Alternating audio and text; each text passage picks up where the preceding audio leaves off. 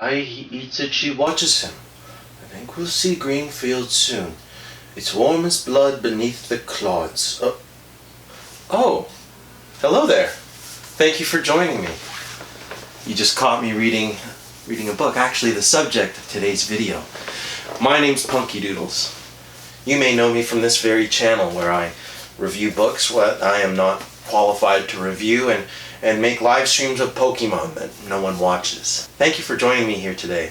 So here I am on a quest to analyze a literary movement in the most complex way my malformed monkey mind can muster. So far, my definitions of what modernism means, in a literary sense, have shifted and flip-flopped based on the series of books I've read thus far.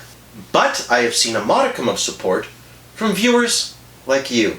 One in particular, Mitchell Caruana, requested that I review a book called The Crucible by Arthur Miller. And I said, fuck it, I shall not disappoint Mitchell. He watched my reviews for the other novels, the novels regarding modernism. He must enjoy me discussing modernism and novels about modernism. So I went ahead and I purchased The Crucible by Arthur Miller, a work that I know exceedingly little about. Well, I discovered that The Crucible is neither a novel nor modernist. So Mitchell, thank you for paying attention. I appreciate the suggestion. I'm glad you understand what my mission is, but I decided to read it anyway, so we're here to talk about it. The glasses are coming off. The theater! The theater! The theater! The theater is the source of this next video.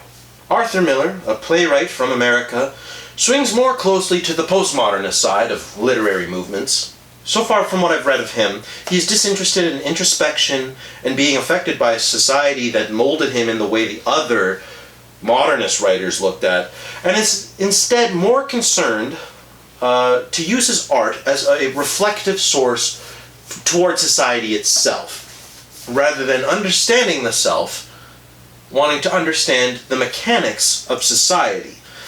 And in this work, The Crucible, I find that he lampoons it quite well. We'll discuss more later. He wants to show the absurdities and fallacies of 20th century American culture, a culture that they choose to live and abide by. Technicalities and obligations to culture can be a source of destruction that flies in the face of what might otherwise be assumed to be common morality. Miller's works are reactive and situational, particularly this play, The Crucible. This makes it, in my opinion, difficult to interpret. Not in that it's hard to understand, despite it just being an entirely allegorical work. It is quite literally and specifically about something in particular that wasn't redundant enough.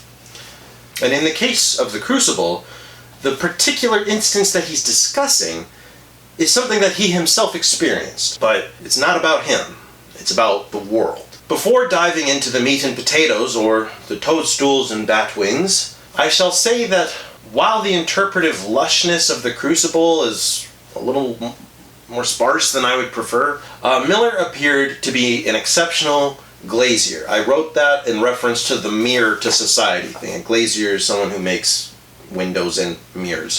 He's an exceptional glazier, as the reflective surface he used to criticize his particular frustration cut so deep to the core, not only of America, but of human nature itself, that we, 70 years later after its initial release on Broadway or wherever, we can use it to reflect on our own society. So I shall describe to you the plot of the play, The Crucible, discuss the author and the conditions in which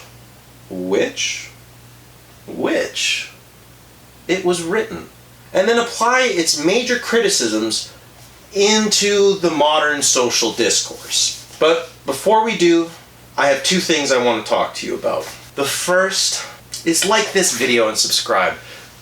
Come on, guys. What are you doing here? You're watching this. You got this far. Just give me anything. Just fucking like it, subscribe, never watch anything again. Just do it, okay? Just fucking do it. I'm sick of this. I have Mitchell to deal with. That's my fan base. Mitchell. I want to do a modernist novel. How about a fucking postmodernist play, bitch? I need better subscribers, guys. Fuck. And second, spoiler alert. It's a spoiler alert.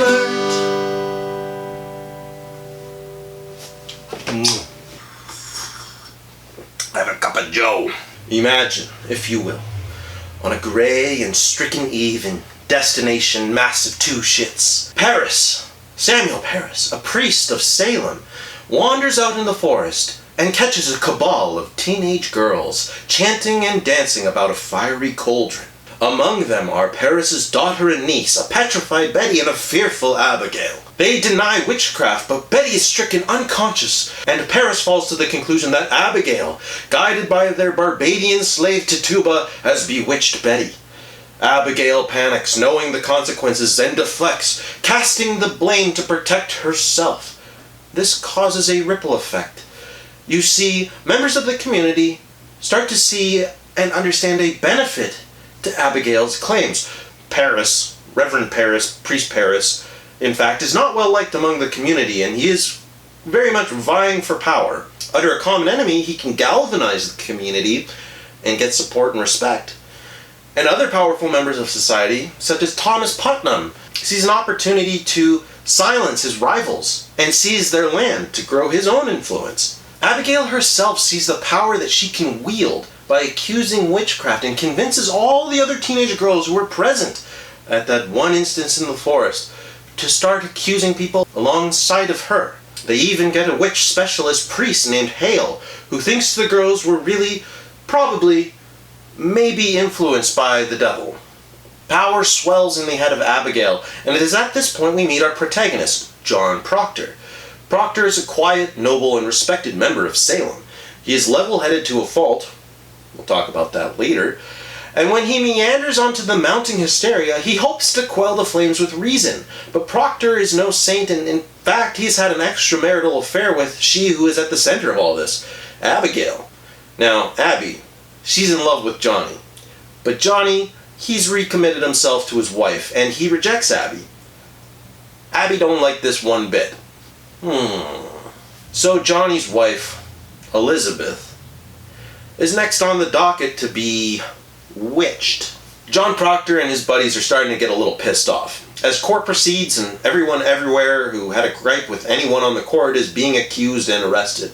Among those on the court is Mary Warren, a servant girl for the Proctor household. Mary is feeling like she's got a pretty big dick at this point, but John really thinks it's really important that she and the entire town understand the implications that these accusations have on their community. Proctor bullies Mary into confessing to the Judge Hawthorne and Deputy Governor Danforth, who are overseeing the court, that it was all made up to cover up for a bunch of repressed girls who wanted to discuss their desires and feelings in the forest. But Danny and Hothy, they're part of the old guard.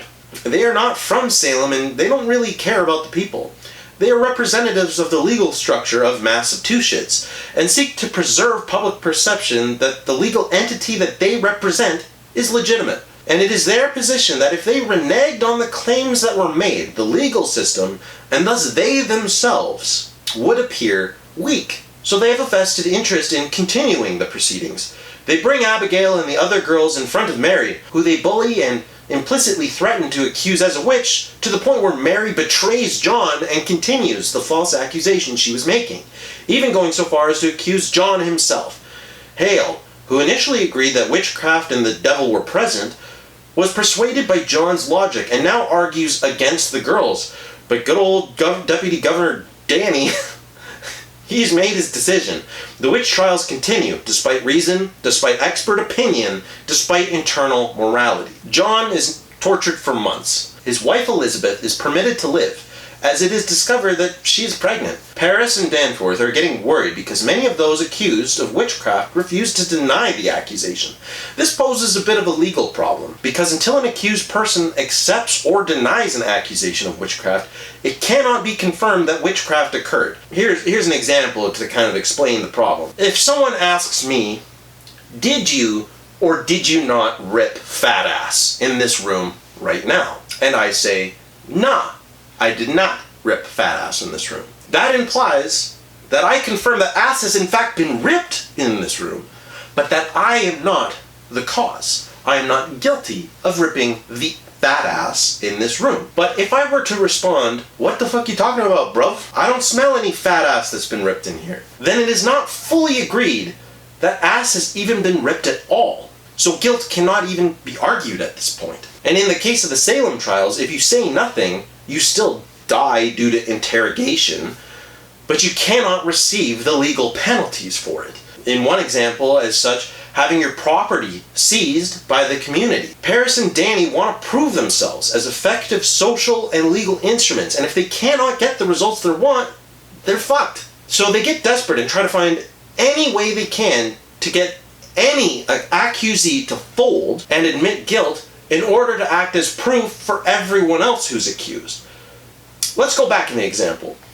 I'm in a room with 10 people, and someone asks if I ripped ass. And I admit that I did rip ass, but then I say that buddy next to me, he also ripped ass in a colluded attempt to Dutch oven this whole room. Suddenly, what I say has way more legitimacy.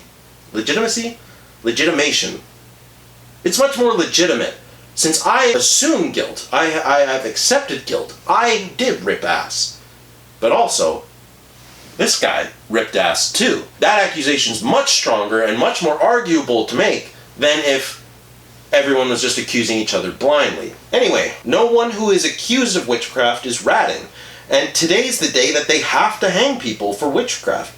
In the meantime, Salem is pissed off that the most noble members of the community are due to hang. Thomas Putnam has been busy, and he's just getting all the good guys who are chill and great and awesome, and he doesn't like them. He wants their shit, and he wants their influence, because they might not be as rich as him, but people take their word much more than him. So he starts, you know,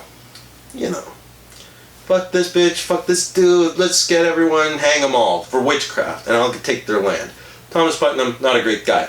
And Danny, Hothy, and Paris are just like, well, fuck it, why not? Let's go for it. And in another town over, this exact same thing was going on, but the townsfolk revolted and fought back against these false accusations. Now, Paris and Danny, they're scared the exact same thing is gonna happen to them in Salem. So they really, really want someone to confess. Now, the traveling priest Hale, despite disagreeing with the trials and the hanging of these accusations, understands that the revolt will lead to more bloodshed, and attempts to extract confessions to no avail. Danny figures that all the rest will crack if the most influential one, John Proctor, fell. In a plan to get him to crack, they reunite John with his wife Elizabeth before he's due to be hanged. John has done some reflecting, and he feels that dying righteously by denying these claims of witchcraft is not conducive to his immortal soul. He cheated on his wife Elizabeth with Abby. Now, he rejected her and he tried to fix his ways, but he does not feel like he is deserving of getting off scot-free. He thinks he deserves punishment. So he becomes willing to admit to witchcraft to suffer the punishment that he thinks he deserves. Now, his wife Elizabeth is like, dude, you are fucked. I forgive you. Like, you are fine. You don't have to die a witch. You can just, keep denying and then you die of interrogation, but at least we'll have our shit, right? And he's like, no. I think I'll confess. So he gets Danny, he gets Paris, he gets Hothy, he gets Hale, and he's like, I'm a witch, guys. I admit it. I'm a witch. And they're like, oh, great. Can you sign this confession? And he's like, why do I have to sign the confession, man? I just want to do my thing. And they're like, no, you got to sign the confession because then none of it counts. And then he goes, oh, really? And then he just doesn't sign. He signs his name wrong or something, and then they're like, you got to sign it properly. And then he's like, fuck it. And he rips it up, and they're like, you bitch. God damn it. And then they go take him to be hanged. It's not good enough. He's not officially a witch based on the legal system because he didn't sign that confession. He's still killed, but that implies that the revolt in Salem is going to happen. And that's the end of the story. Okay. So now that the plot is explained, brief overview, we shall start talking about Arthur Miller himself. And this suit jacket I'm wearing is very hot and uncomfortable. Arthur Miller was quite the snazzy guy after World War II. He hooked up with Marilyn Monroe. He won awards. And he was dope as hell. But he belonged to a career that would soon be chastised by a mounting social movement. So if it wasn't clear, let's set the stage. Through the 1940s, World War II ends. America comes out victorious. They're not devastated economically like Europe. It's the start of the nuclear family, the American dream, and the birth of a new age of industrialization and globalization. But another problem came up with all these factors involved. The Cold War. A very frigid and cold time. The Cold War. And guess what? The propaganda began to swell. You see, in the atomic age, the stakes were much higher, or at least perceived to be much higher. Anyone who had anything to do with anything at all related to the Soviet Union suddenly became an enemy. That included anyone who sympathized with the philosophical inspiration of that state. And as it turned out, a lot of the artsy-fartsy types sympathized with the socialist views. The House Un-American Activities Committee, HUAC, began accusing and criminalizing socialists in a public fashion, and many of those accused were public and influential people, notably the artsy-fartsy crowd. Some of those accused got scared and cut deals to rat out other socialists of thought crimes to reduce the penalties that they themselves would receive. This led to a flood of people trying to publicly defend their honor, their careers, and their integrity.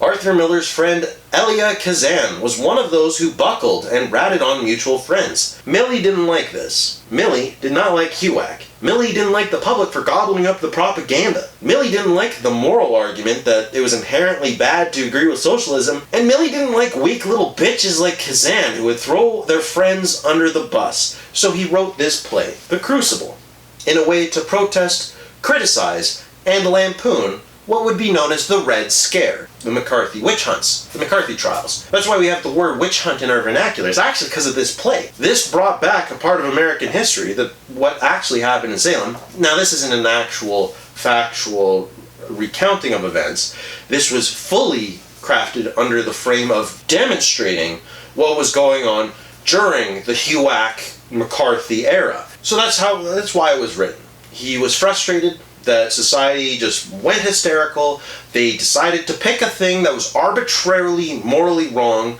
and go for people who fit the bill and go based without evidence, attack them and their character, where whether or not they are found guilty, their lives are then subsequently ruined. That's about it for analysis of the play. I mean, you could look at, this comes up a lot, but toxic masculinity that John Proctor has, where he's felt guilty that he cheated on Elizabeth and that he needs to suffer some sort of penalty. Even when Elizabeth is like, bro, we have bigger things to worry about. It's okay that you cheated on me. We can live, we can work past this. He's like, no. I need to get hanged for this.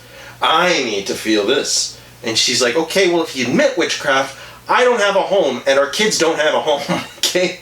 So if you do this, fuck you. You have your honor, whatever, just in your own personal head, but we're all fucked, right? So there's an argument you could make there that you could draw that, where it's the hubris of the masculine mind that John Proctor suffers from. That seems to be a big criticism of John Proctor himself by others, is that, I said earlier, he's level-headed and reasonable and rational to a fault, where he thinks that reason, without fully backed up by proof, will quell selfish and hysterical desire, right? Which is what these witch hunts represented. And it didn't. The influential forces that Thomas Putnam himself had would be probably enough to keep it going. But Paris, he wanted to keep, just for his own ego, he wanted to be a beloved and productive member, but like everyone hated him. That's what kind of like the first act is sort of about, is kind of demonstrating how no one trusts Paris. No one likes him. He's about image and perception. Thomas Putnam, he's willing to just throw blame on anyone. And then we have Danny and Judge Hawthorne. Judge Hawthorne is less of a character than you think, but Danforth, Deputy Governor Danforth, he's probably the most interesting part of this. If I were to write a paper about anyone, it would be Danforth. So Proctor is this level-headed, reasonable guy, and he thinks that he can present reason and rationalism. But Paris isn't going to take it because he has his self-interest. Putnam's not going to take it because he has his self-interest. And Danforth is not going to take it because of his self-interest. But his self-interest is a better example of like a metaphor where it's about the state, about power, about government, about America. And that's where I feel like the criticism that Arthur Miller is going for is that Danforth represents the institution of America and how it's not affected by witchcraft, socialism. You can swap out those words here. Danforth doesn't care about the witches. Witchcraft, if it existed, doesn't hurt him. That's not his concern. His concern is that the government that he represents appears legitimate, whether it's effective or not. Same thing. HUAC, McCarthy, and Eisenhower at the time in the 50s. It doesn't matter if socialism is popular or not. If you have socialist members of parliament, if you have movies that promote the idea of socialism, it doesn't hurt America. It doesn't strengthen the Soviet Union. But what it does do is once America takes a position, and the position is not even like something that is negatively affected by socialism, their position is just that socialism is bad. If they permit any of that to go, even though they're a so-called free society, then they appear weak. I mean, there's an argument that like, no, you wouldn't. You'd just be like, no, a normal free country, but whatever. These guys were lunatics. These guys were all traumatized by World War II. They didn't know what they were doing. They were all alcoholics. They were just fucking losing their mind, trying to make as much money as they could, rebuilding Europe, and actually scared as fuck of the atomic bomb. So they were acting irrationally, but in a sort of fair way. But it was like, not fair, not fair. In a way that I can understand why you would think that perspective works. It's not reasonable, it's not rational, it's not well thought out, but not a lot of interpretation. I guess you could kind of talk about Abigail. I would be more interested in talking about Mary Warren and how she flip-flops about like peer pressure and like girls and so, like that's a whole thing I guess in this book, is that the punishment for the women was always going to be worse, at least individually. So like one woman is going to suffer more for witchcraft than a man would. It's just that a man would lose more in terms of his name and livelihood, I guess because he was the only one permitted in that setting to have any of that to begin with. But it's just like a man would lose his entire family's property, and his sons would be destitute, and his daughters would be destitute, their name would be smeared. A woman gets a witchcraft, she's going to be tortured a lot more, and if she is ever let go, she's going to be ostracized like crazy. So, if we were to like look at Abigail and her like the reason why she would galvanize and be like, no, witches are real, it's a self-preservation thing, and why all the other girls do it, and Mary's transition, where like John, in the thing, it's not that John like reasons and is rational and explains like why what Mary's doing is wrong. She's not willing to admit that. He has to bully her. He kind of strong arms her into like going to the court. She doesn't ever want to. She knows what she's doing is wrong, and that's like one of the reasons why she would do it. But John is like, bitch, I will fuck you up if you keep lying. So it's kind of under duress that she admits the truth. But then it's under even more duress from Abby, who's like, bitch, you are going to be a witch. The whole scene that they go through, it's actually a really cool scene, where like John walks in, he's like, I'm going to win this, because Danforth is going to see that I'm right. But he doesn't realize that Danforth's made it up in his mind that the trials are going to go on. It does, like, he's not going to let anyone go. And Abigail realizes this and is able to manipulate Mary into joining their side again, because they have so much to lose and so much to fear otherwise. They know the main deciding factor is Danforth, and if Danforth can't be reasoned with, it's going to happen anyway. So that would be kind of an interesting look at how, maybe if you're going to take a cultural and socio look at the female perspective, I think Mary and Abigail, their relationship together in that one scene in particular. I don't think it's entirely a commentary on feminism and sex relations, because you have such a sympathetic character in Rebecca Nurse and Elizabeth. I guess, no. You could say that like it exists because they are legitimately good people, but they're still punished for it. I guess I was just more interested in what Danforth represented. Another good character actually to look at is Hale, because when I started reading it, I thought Hale was going to be the bad guy. He just kind of came in and he's like, oh look, I've seen this before. She's unconscious for 5 minutes. That must mean she's a witch. Like, it's kind of bullshit. He's like, look at all these books. He's the expert opinion. He's like the most well-read member in the play. So he's going to have like the most sway. But he very quickly is like, no, John Proctor's right. This shit's whack. We can't just be roasting everyone for being a witch. It's just Hale's bread and butter. He goes around declaring witches everywhere. But he is able to be convinced by John, like, yeah, I don't think witchcraft is going on here. I think some other shady shit, and we just need to, like, talk about it. But, like, the influence of Paris and Danforth are just like, absolutely not. We are not going to talk about this. And Hale's like, come on, guys, this is ridiculous.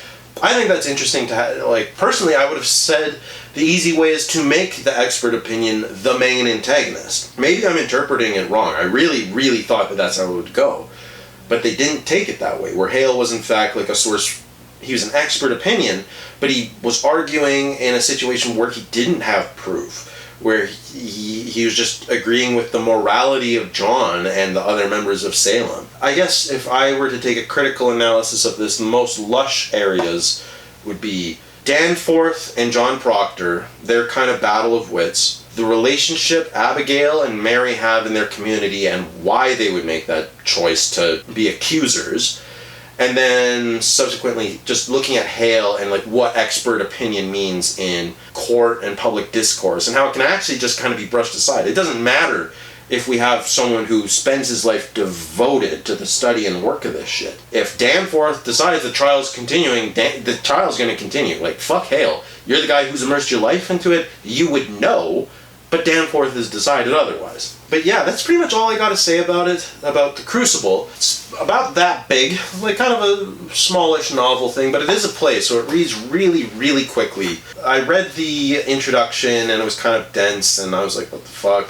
It was kind of talking about, like, more about Arthur Miller and his relationship with HUAC, and then, like, the actual shit that happened in Salem, and, like, the cultural context. And it was interesting, but kind of hard to read. And then the Crucible itself, the introduction, has a lot of bulk text where it's just, like, setting the scene and the stage. It's kind of interesting. It's written intentionally very biblically. Like honestly, a lot of the quotes, and I'm going to be peppering them throughout this video, seem like verses from the Bible. And I think he's doing that to make a point of like, yo, you have morality that cannot be proved or justified. You can discuss immorality that's not proved or justified in the Bible, like witchcraft, but you can also, you can take that text anywhere. And the problem is that there's an awesome discourse. I'll just quote it here. So Proctor says, Excellency, does it not strike upon you that so many of these women have lived so long with such upright reputation? And Paris, do you read the gospel, Mr. Proctor? Proctor, I read the gospel. Paris, I think not. Or you should surely know that Cain were an upright man, and yet he did kill Abel. Proctor, aye, God tells us that. But who tells us Rebecca Nurse murdered 7 babies by sending out her spirit on them? It is the children only, referring to Abigail and the other girls who make these accusations, which is a good point, where you can argue truth and morality based on a text like the Bible, but in the Bible, it is God making these distinctions of who shall be judged. And in the case of the Salem witch trials, it's humans that are accusing, people who are fallible. And in the same, during HUAC, it's humans making these accusations and not based in any like actual research or investigation. Like, it's not a government body. It's just like Elia Kazan saying, this bitch, this bitch, this bitch, this bitch are all socialists. So they round them up. They post their names publicly, and suddenly they lose their jobs, right? Where it's not because, regardless of if the crime is bad or not. If you're living in Salem, witchcraft is bad. Doesn't matter if it's real, right? We can arguably prove that witchcraft is not real, or it's at least not a super big problem in our world, but they think it's real. But they don't have proof of it, and the only accusations that come from it are from other humans, even though the source material of witchcraft is that it's from God who dictates it. So it's not the same. Those are two different things. A human accusing witchcraft or sin does not hold the same weight as God, right? In the same way that if I were just to say someone's a socialist in the 50s, is not the same as if, like, a police force were like, look, this guy is actually plotting to overthrow the government with a communist revolution, right? There is a difference. I am just saying this guy's a socialist, and suddenly the burden of proof is on them, versus this actual authoritative, legitimate source of an accusation is like, look, we can prove that something's wrong and it's going to cause social problems. I'm not saying that socialism is inherently bad. I think everyone would agree that that's not true, except fucking the Looney Tunes south of Mason-Dixon, or fucking anywhere, actually, at this point, it's fucked. Thinking about socialism and thinking that, there's some merits. There's no problem with that.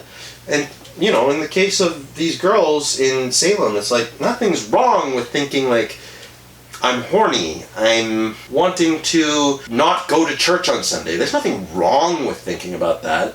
Maybe in your society it's wrong to do it. Maybe you will feel guilt for it because you believe it's wrong, because that's how you were raised. But when you have these witch hunts where it's hysteria and people are accusing each other for political gain, and you have it in your culture that this crime does exist and there's punishment for it, but you don't have an actual way to prove it, then it becomes injustice. I don't know what I'm talking about. I guess we didn't really talk much about how we can take this into a modern setting. So, social media has caused a fracture of groups. There's a thinker from like the 70s and 60s named Marshall McLuhan, who talks about media bubbles, how he was actually worried about VHSs and magazines, because as people are able to acquire more specialized content and have it on demand, the less likely they are to spread their view by reading this magazine. Like, if you have one magazine, it has to appeal to everyone. It has to appeal to men, women, young, old, people who are into arts, people who are into sports, people who are into conservative values, people who are into social values. And so when you're reading that one thing, you're going to be challenged, right? You have this view, you're a socialist sportsman, you're going to have to read about conservative art, right? You're going to be challenged. But if you don't have to read that at all, and you can just read a book on social or magazine on socialism and get a VHS on sports, you don't have to interact with that other magazine at all, or the other newspaper. So now you're just consolidating your view with the media you can show yourself. Now that concept, the media bubble that you can create, that is like exploded with what we see on social media. Where social media, Google, Facebook, Twitter, Reddit, fucking everything, TikTok, they want you to be on as much as possible, and they have algorithms designed to keep you on by showing you the things that you interact with the most. So when you look at your For You page, any feeds, it's gonna, if you like puppies, it's gonna be puppies. If you like hunting, it's gonna be hunting. And then there's like crossover, like Venn diagrams. Well, if you like hunting, you're more likely to be into trucks. And if you're more likely to be into trucks, you're more likely to support oil and gas industry. And if you're more likely to support oil and gas, you're more likely to be right-wing. You're more likely to be right-wing, you're going to see Donald Trump. If you're going to see Donald Trump, you're more likely to see Corona. Anyway, the Venn diagrams grow, so the media bubbles become like whole segments and corners where you're in this media bubble, but this media bubble occupies all these other spheres of influence. Right? And so when anyone attacks a sphere of influence, because it doesn't have like that sense of conflictedness, you're not being challenged, nothing's challenged. The media bubble you make is in these circles that complement each other, nothing challenges it. So if anyone does, suddenly it's like a witch or a socialist, right? You can go after them. Cancel culture kind of started that. And now we see it anywhere. If anyone disagrees with anything, they are an enemy. So it's like this view that if you're consolidated and don't allow an outside view has been seen before social media. We see it in HUAC America. We see it in Salem Massive 2 shits. But now it's everyone everywhere. If you're on social media, you're in a situation where you're never challenged, right? Unless you like actively seek it out. Before, you could be passively challenged. You have 1 or 2 newspapers. You had 3 channels on the TV.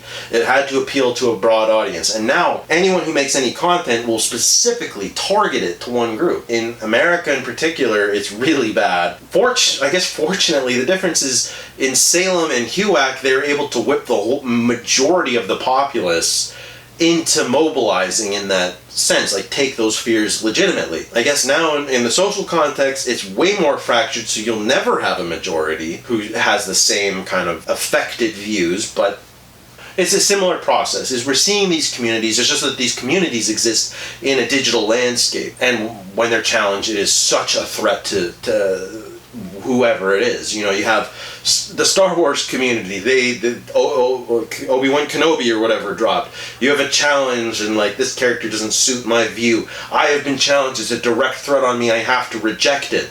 But then within that community you have like another side who are like tired of people in Star Wars communities reacting like that, who are now rejecting that community and ostracizing them. So it's kind of cool to think about that what Arthur Miller's talking about is not like socially specific. It is kind of a human nature thing, hysteria. Now, I want to say in all these examples, it's predominantly America, let alone the West. I can't really comment if this happens everywhere, but humans are social animals. We want to be in the in-group. That's how we survive, is we survived as a species, is you have a group of people who work together to survive. You have hunters and gatherers, you have builders, you have, you know, and you work together cohesively. If you're a productive member of society, you're in the group. You're gonna get food, you're gonna get mates, you're gonna get shelter and feel protected. But if you do something that they don't like, you're outside of the group. And if you're outside of the group, suddenly you have to hunt, gather, build, protect, entertain yourself all at once. We have it built in our heads where we want to be in the group. And if we're outside of the group, that's a problem. We feel anxious and we are hated, right? If people see someone who's not in the group, why are they not in the group? That's the whole concept of marginalized citizens and classes. Homeless people, the mentally ill, criminals, we have it in our perception that they are outside the group. They are other, right? We don't ever want to be there. That's why we don't commit crime. Or that's not why we commit crime, but that is like a reason why you would appeal to someone like, don't commit crimes or else you will be part of this other class of citizenry that's not in the group. It's just interesting that Arthur Miller kind of really struck that when he's like looking at HUAC. He's not talking about how unfair it is, whether socialism's good or not. He's just talking about this mechanism that people have where people are scared to not be in. That's what I'm talking about when I'm saying, like, look at Mary. She was scared of not being in the group, and Abigail could manipulate that. So yeah, that's how we can look at it through a modern lens. It's actually way more complicated and fractious, but it's still the exact same thing going on. So anyway, that's the video. Thanks for watching. Like I said, leave a comment if you have a book you want me to do. And I'm going to do another one right away as soon as I can. I want to try and get going on this more. And if you like this video and you haven't seen any of my other ones, watch my other ones. They're probably better than this one because I'm not talking about modernism, which is what I want to do. And I want to talk about novels, which I want to do, but Mitchell, he suggested a postmodern play. So that's why this video is what it is. Anyway, thanks for watching. My name is Punky Doodles. Please like and subscribe. Just fucking do it, okay, guys? And follow me. Watch my shit, okay?